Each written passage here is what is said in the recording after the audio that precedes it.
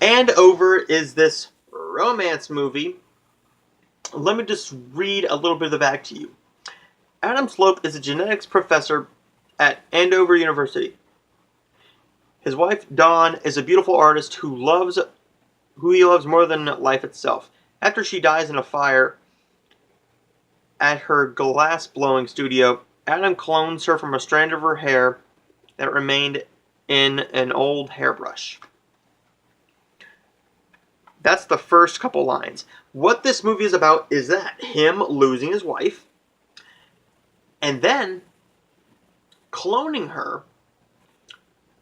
Why it is called Andover, she gets cloned many times. Many, many times. But does it work out? No. Does he get his wife back? Sort of. He's trying to get his wife back. What happens in the movie, and I'm just going to do an all-out discussion on this. This is barely a review. I'm going to call it a review, but this is a damn discussion. Or just my thoughts. This film is all about him trying to give his wife back. Yes, I already said that. But the way they portray the story ruins it. And it just becomes sort of like a drama more than a romance. Because, yeah, he's trying to get his wife back because he loves her so much, but he's also falling in love with his scientific assistant. Falling in love with his assistant, cloning her, or cloning his wife from a strand of her hair, and there's only so much hair to go around. This film was only 1 hour and 26 minutes. 92 if you count credits. But,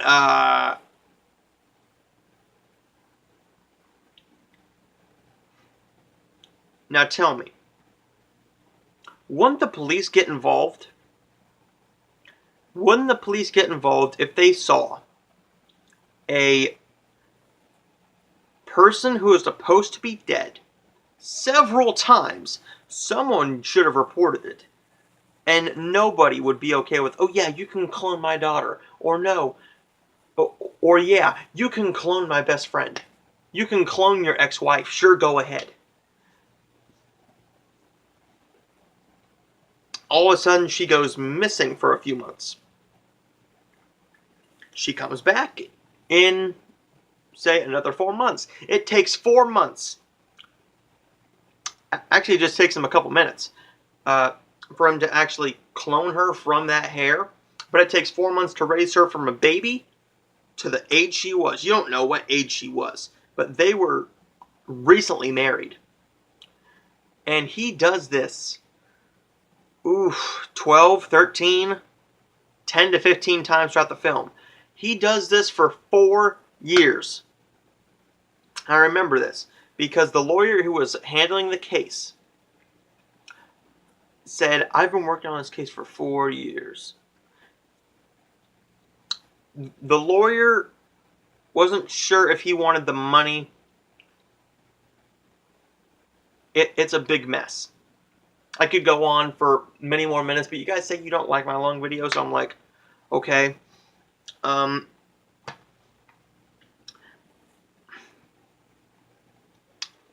Fuck it. I don't care. This film needs to be talked about. Eventually,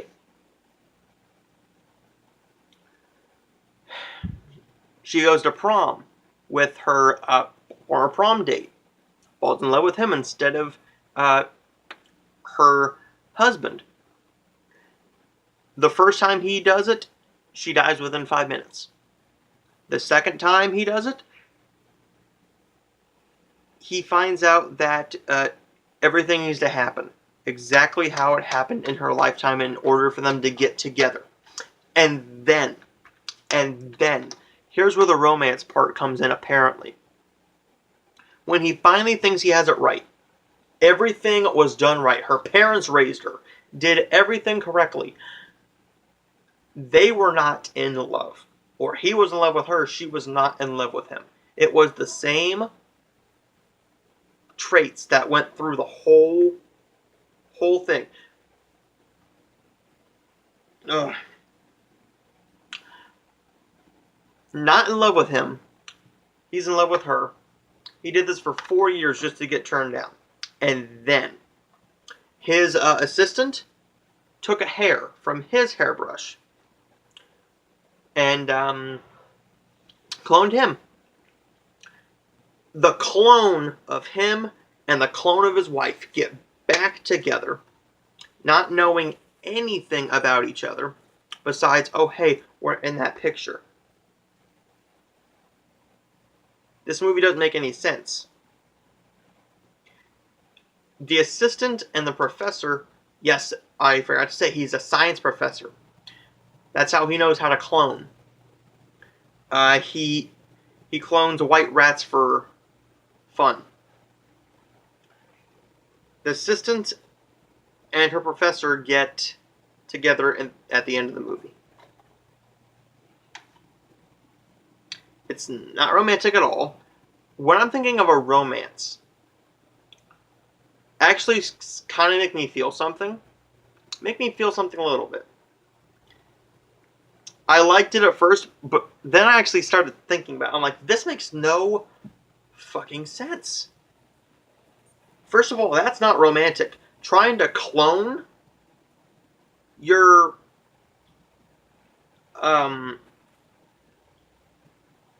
dead wife for 4 years just to get it wrong every single time.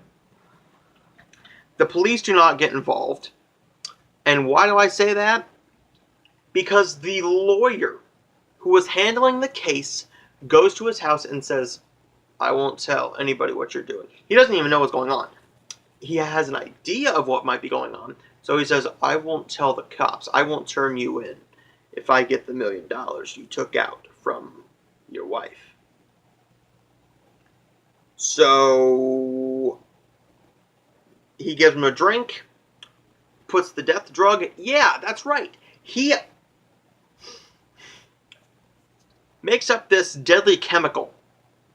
Puts some sort of deadly chemical. It's never explained what it is. Or what any of the shit is. And either shoots it into him. But this time, he put it in the bottle of wine that she was drinking to kill her and create a new one. He gives a glass of that wine to the lawyer. And the lawyer dies before he throws all of them, except for him, into the fiery, I guess you would call it a furnace. He takes hair from him to clone him. And then has him get drunk and go to jail. Now, what does that accomplish? He doesn't go to... The man who was cloning him doesn't go to jail. And nobody gets in trouble for it. Nobody gets in trouble for this at all. No one even thinks this is a little bit suspicious. Except for the lawyer, before he dies, says, what was going on with you and those little girls and the girls I saw you with? They looked exactly like your wife, but you didn't have kids. So, I would not recommend Andover. Andover is not a good movie. It's a very sloppy film that is not well made, not well thought out, poorly written, and mostly poorly acted. The one good point I can say is it is 86 minutes, but that adds another bad point onto it. You need to give me more of a better story. Give me a better story to keep me intrigued for that amount of time. This film draws it out. Just draws it out, and you do not care because you don't get to know the characters. You're supposed to care that his wife is with this guy that she went to prom with. You're supposed to care, but you don't get to know the couple. He proposed to her while she was taking a piss. Apparently that's funny. I don't know. But this film was not good at all. It was irritating to watch. And the more you think about it, it just gets disturbing. Andover gets an F. What is the next review and last review for this recording session? Until I review On Celestial Beach. This is for the sex comedy Sex and the Teenage Mind. This movie was made for me. This movie is a movie that I knew I would like because my favorite genre is sex comedy. Sex comedy is a genre that I can pop in and just enjoy the gross out humor with some stupid side plots that make no sense with some up and coming stars. Like Jason Biggs wouldn't be anything without American Pie. This has Danica McKellar, who you probably know from the Hallmark Channel fame. Or, as more people know her from the Wonder Years. Yeah, she's in this film. You also got Michael Ray Bauer. If you know who Michael Ray Bauer is, props to you. But Sex and the Teenage Mind. Let's get into it.